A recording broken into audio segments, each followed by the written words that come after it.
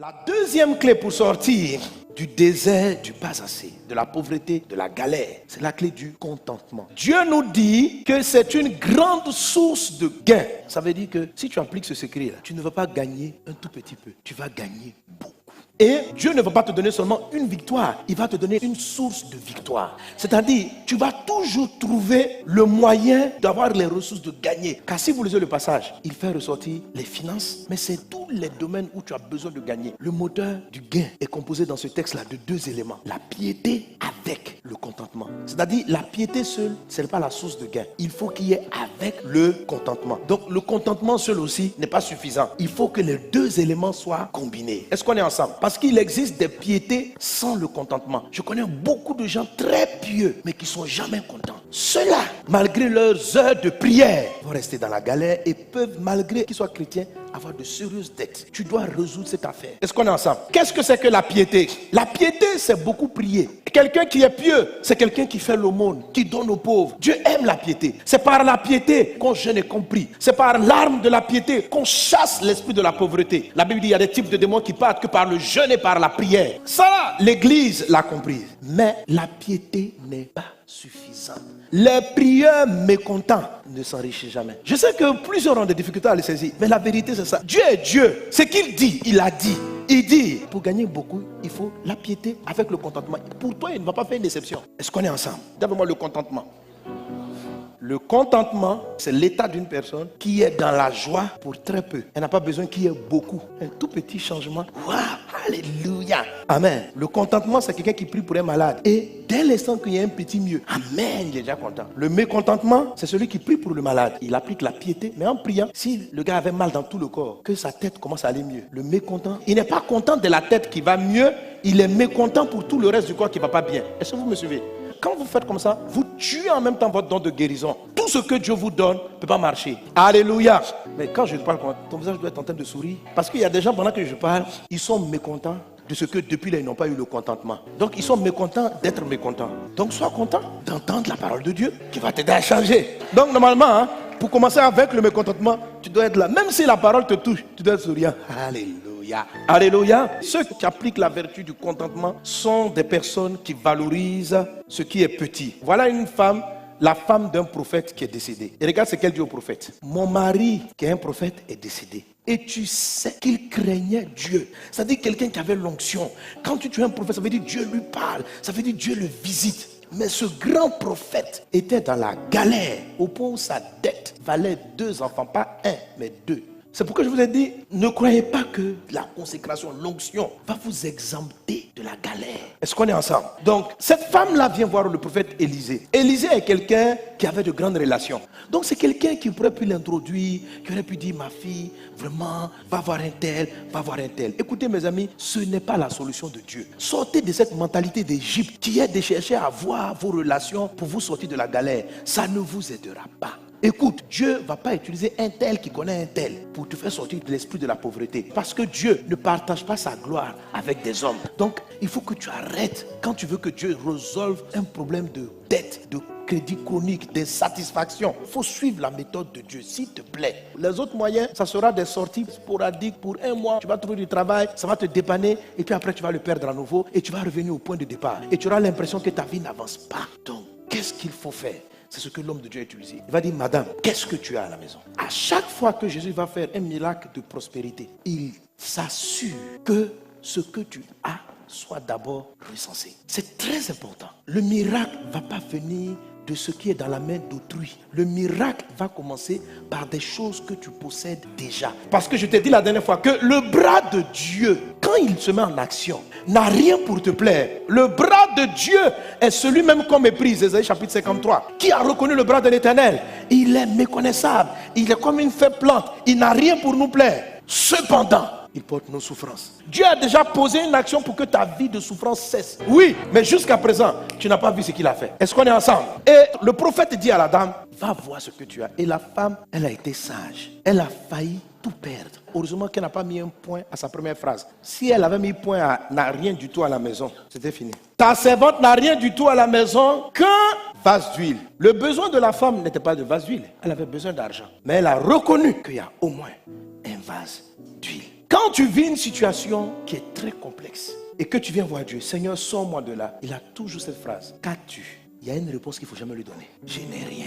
Frère, quand vous avez un loyer de 200 000 francs à payer, quand vous priez, il te pose toujours une question. Qu'est-ce que tu as? S'il te reste 2500 dans ta poche, dis j'ai 2500. Ne dis pas, papa, quand dit la galère, c'est moi-même. Je n'ai rien même. Oh, il te reste 150 francs. Tu dois trouver 200 000 francs, tu as 150. Ne dis pas rien. 150, ce n'est pas rien. 5 francs, ce n'est pas rien. Il faut enlever le mot de ta bouche. Il faut dire rien. Va-t'en au nom de Jésus. Quand vous êtes dans le domaine affectif, comment ça va dans mon foyer? Papa, ça ne va pas. Même il n'y a pas un petit truc qui va. Je dis, pasteur, ça ne va pas du tout. Il n'y a rien de bon dans ma maison. Tu peux pas dire, il n'y a rien de bon dans ma maison, mais mon mari paye le loyer. C'est que c'est beaucoup pour Dieu. Payer le loyer là, c'est vrai, il te parle mal. C'est vrai, il t'insulte. C'est vrai, il ne s'est pas souvenu de ton anniversaire. C'est vrai. Mais payer un loyer là, ce n'est pas rien aussi. Dieu n'aime pas le mot rien. Alléluia. Pour pouvoir appliquer le contentement, il faut dire qu'il y a quelque chose. Parce qu'il y a toujours au moins quelque chose. La dame, elle a besoin d'argent, elle n'a pas besoin d'huile. On ne t'a pas demandé, est-ce que tu as l'argent? On dit, qu'est-ce que tu as? Est-ce qu'on est ensemble? D'abord, il faut savoir que quand Dieu bénit, Dieu n'additionne pas. Il dit, je multiplierai. Dieu est un multiplicateur. C'est pourquoi il a un problème avec le mot rien. Le mot rien signifie zéro. Attends, 1 milliard fois zéro, ça va combien? Le pasteur vient prophétise. Je vois cette semaine, tu reçois des gloires. Dieu va t'ouvrir une porte.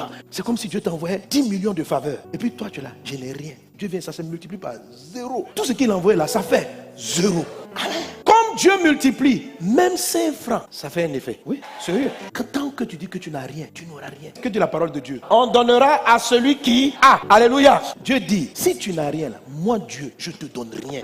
Il y en a qui ont dit, mais Dieu, tu sais que je suis pauvre et puis tu ne me fais pas. Mais c'est pour ça. Il dit, on donnera. C'est pas parce que c'est Sanogo qui a inventé le passage. Alléluia. Tu dis que tu n'as pas, mais en fait tu as. Mais quand tu as demandé, je n'ai rien. Oh, tu as 5 000 francs. C'est ce qu'il ne fallait pas faire.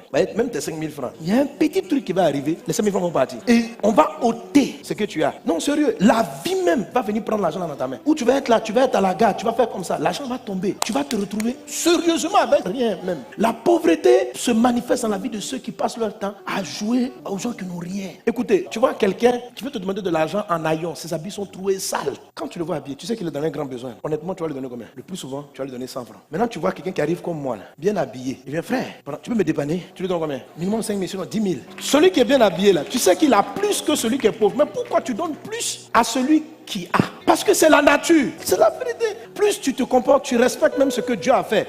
Tu respectes que toi, tu as 2 jambes. Tu marches avec de l'assurance. C'est-à-dire que quand tu es content de ce que tu as, plus tu vas voir que tes ressources vont commencer à s'augmenter. Est-ce qu'on est ensemble? Valorise ce que Dieu a donné dans ta maison. Tu veux qu'il y ait plus de joie dans ton foyer. Qu'est-ce que tu as? J'ai un mari qui rentre toujours. J'ai un mari qui est fidèle. C'est tout ce que tu as. Reconnais ça. Dis voilà ce que j'ai. Mais si ton mari est fidèle, mais même si un homme est fidèle, c'est que cette fidélité-là, on mange seulement.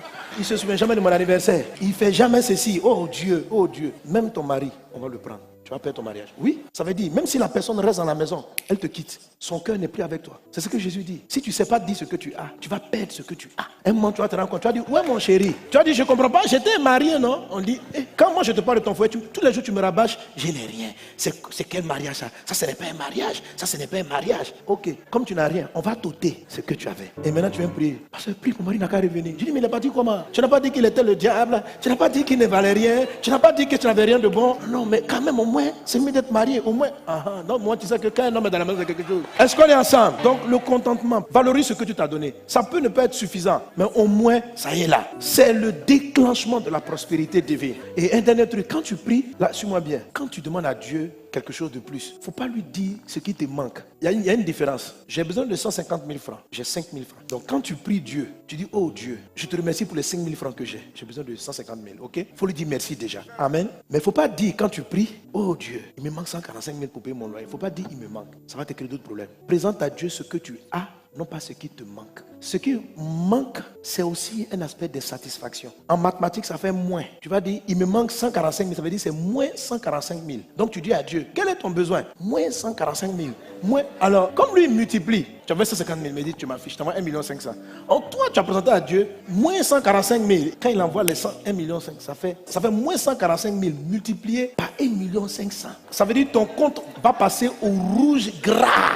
Et dans la réalité, ça se manifeste comment? Les gens qui présentent toujours à Dieu ce qui manque. Ce qui manque, c'est ce qui ne va pas. C'est ce que les gens n'ont pas encore eu. Je bénis ton nom. Je suis marié, mais mon mari n'a pas encore ça. Donc tu présentes ce qui manque à ton couple pour qu'il soit en joie. Au lieu de présenter ce que tu as pour qu'il te donne la joie. Alors dans la vie pratique, c'est comment? Dans la période, tu vas envoyer une dette. On va te donner l'argent. Mais tout ce que tu vas faire va tomber à l'eau, tu vas te retrouver endetté. Et les gens qui présentent toujours ce qui manque, ils sont sur le découvert en banque, ils commencent des projets, ils finissent endettés. Et en fait, c'est la façon dont tu présentes ton sujet. Tu ne dis pas que tu n'as rien, mais tu présentes ce qui te manque. Il ne faut pas présenter ce qui te manque, il ne faut pas dire que tu n'as rien. Il faut présenter ce que tu as. Il faut dire j'ai 3000, j'ai 4000. Il ne faut pas dire il me manque tant. Parce que tu ne sais même pas ce qu'il va prendre pour compléter. Qui t'a dit il va te donner 145 000 pour compléter à 150 000? Il va faire ce qu'il veut. Toi, il faut lui dire ce que tu as. Ce qu'il doit compléter, ça dépend de lui. Que Dieu te bénisse abondamment.